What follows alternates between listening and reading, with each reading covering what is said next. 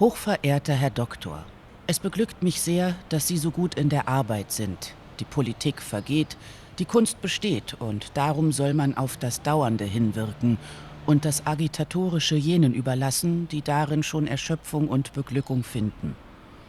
Die Geschichte zeigt, dass gerade in den unruhigsten Zeiten die Künstler am konzentriertesten gearbeitet haben.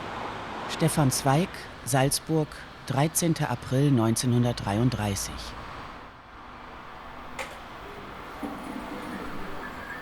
Man kann jetzt nicht sagen, dass hier die Action ist. Ja. Wenn die Künstler reinkommen, dann sieht man bei manchen eine leichte Irritation. Und dann sage ich natürlich gleich, Sie sind Bayerische Staatsoper, Sie waren noch nie hier. Und dann erzähle ich euch kurz.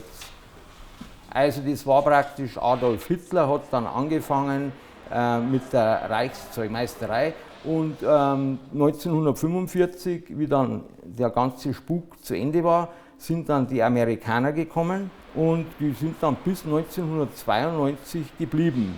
Und das war eben der Freizeitbereich. Also die Probebühne war praktisch die Bowlingbahn von den GIs.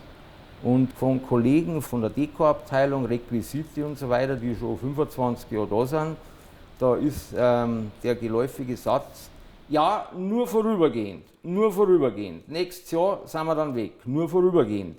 Und jetzt sind praktisch 29 Jahre vorübergegangen. Also, und es ist immer noch die Probebühne. Hochverehrter Herr Doktor, muss ich Ihnen sagen, welche Ehre, welche Freude es für mich wäre, Ihnen bald begegnen zu dürfen? Erlauben Sie mir deshalb eine Offenheit. Ich möchte nicht gerne jetzt nach Deutschland fahren. Nicht, dass ich Furcht oder etwas zu fürchten hätte. Was ich fürchte, ist nur das törichte Geschwätze. Stefan Zweig, Klosters, 10. August 1934. Ihr schöner Brief hat mich sehr traurig gemacht. Ich habe sowohl Minister Goebbels wie Göring wiederholt erklärt, dass ich seit 50 Jahren nach einem Librettisten suche. Ich gebe sie auch nicht auf. Auch nicht, weil wir jetzt gerade eine antisemitische Regierung haben. Richard Strauss, Garmisch, 26. Februar 1935.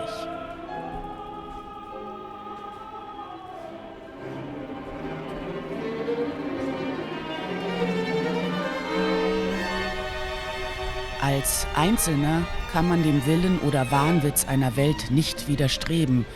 Es ist schon genug Kraft vonnöten, sich fest und aufrecht zu halten und jeder Bitterkeit und offenen Gehässigkeit zu erwehren. Respektvollst, getreu, Ihr immer ergebener Stefan Zweig. 19. Mai 1935. Lieber Herr Zweig, Ihr schöner Brief bereitet mir großen Schmerz. Dass Sie verstimmt sind, verstehe ich. Aber verstimmter wie ich können Sie nicht sein. Wir können doch beide keinen anderen Weg gehen, als den uns unser künstlerisches Gewissen vorschreibt. Für uns gibt es nur ein Gebot: Gutes schaffen.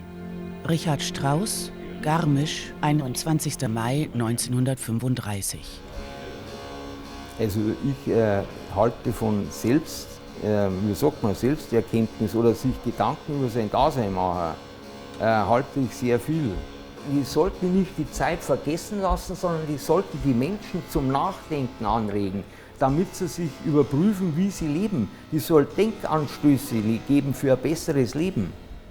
Das ist es. Nicht unterhaltsam. Die Leute anstoßen, dass sie sagen, hoppala, ja schau hin, was ist denn das? Ja genau, dass sie sich geistig, seelisch transformieren, weiterentwickeln.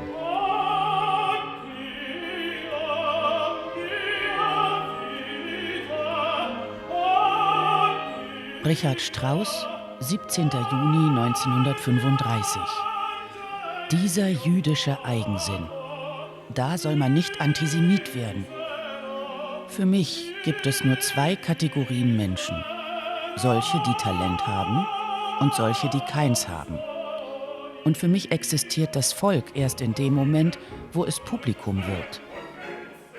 Ob dasselbe aus Chinesen Oberbayern, Neuseeländern oder Berlinern besteht, ist mir ganz gleichgültig, wenn die Leute nur den vollen Kassenpreis bezahlt haben. Kann ich nur sagen, dass das praktisch, es ist ja eigentlich, Oper ist ja praktisch für eine Elite. Da geht ja nicht der Huber und der Meier aus dem Arbeiterviertel rein.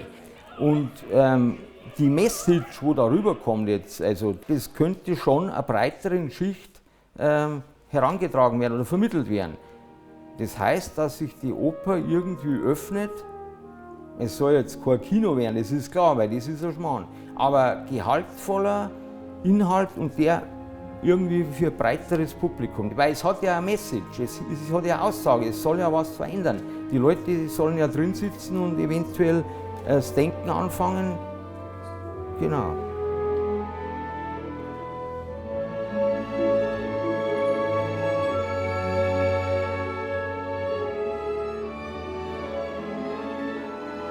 Dass ich den Präsidenten der Reichsmusikkammer mime? Um Gutes zu tun und größeres Unglück zu verhüten. Einfach aus künstlerischem Pflichtbewusstsein. Unter jeder Regierung hätte ich dieses ärgerreiche Ehrenamt angenommen, aber weder Kaiser Wilhelm noch Herr Rathenau haben es mir angeboten. Ihr Sie herzlich grüßender, ebenso eigensinniger Dr. Richard Strauss.